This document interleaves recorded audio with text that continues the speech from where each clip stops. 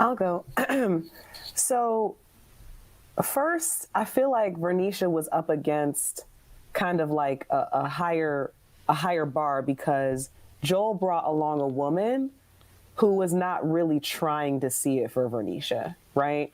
This woman had the full interrogation mode on. And I'm sure, editing, blah, blah, blah, they cut out all the parts where she told Renisha she was beautiful and a great mom and a virtuous woman. I'm sure they cut out all those parts, right? But the parts that we did see, I kind of felt like she almost tried to twist Vernisha's words at one point to make it seem like, oh no, you want to get married now? Don't backtrack now. Joel, you trying to get married? It was aggressive. It came off aggressive to me at points.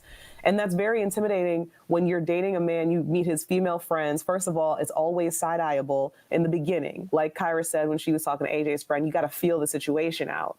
So if this is a woman that your male friend said that he's interested in, and there's a chance that they would start a long-term relationship where you would possibly be in the extended friend group, why would you not, like every other female friend that was brought onto the show, why would you not at least try to be somewhat warm and somewhat inviting so as to not damage a long-term relationship with this couple?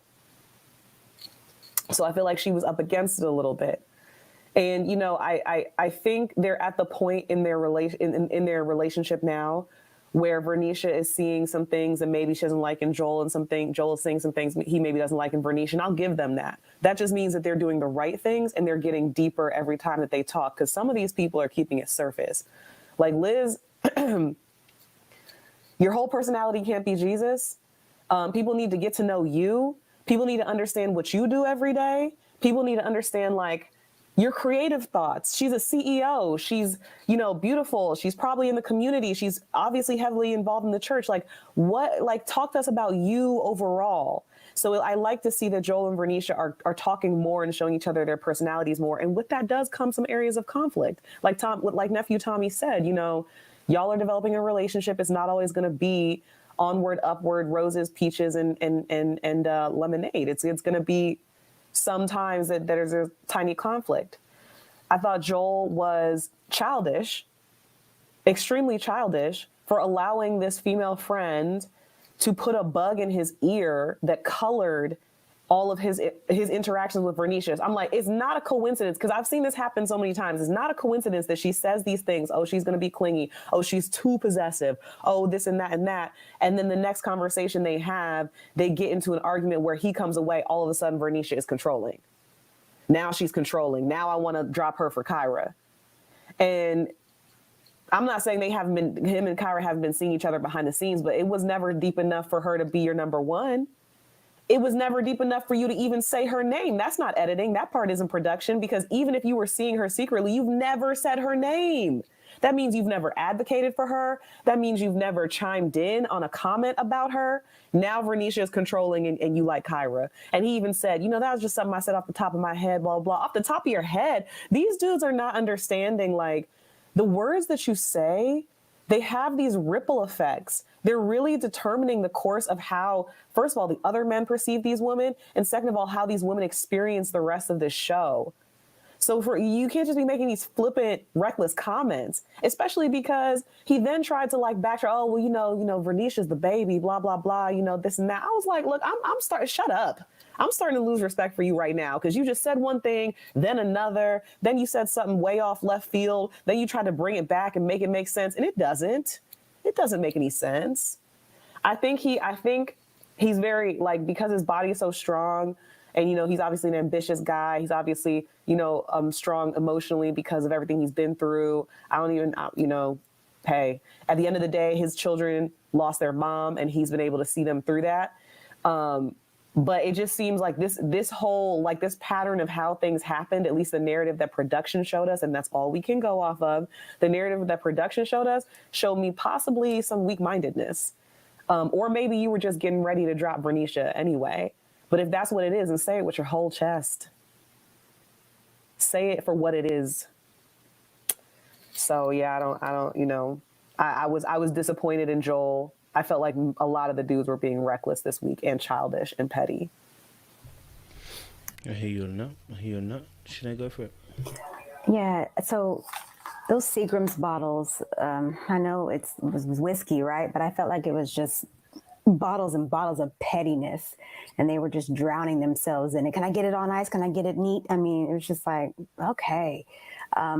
So with Joel, you know, we've been following his narrative and to a degree having some sense of like, oh, right, because in the way that the narrative was given to us, you were kind of led to believe that the reason why the marriage between him and his wife didn't work out was because she passed, right? And yes, we know she did pass, but if you do a little internet searching, you'll find out that they were divorced prior to that.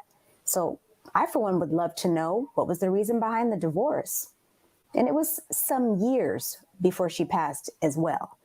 So again, just like we're wondering what happened with David's previous marriages, Dietrich's previous marriages, love to know what happened with Joel and his wife prior to their divorce. And I'm not going to say anymore prior to her demise, because that's not why the marriage ended.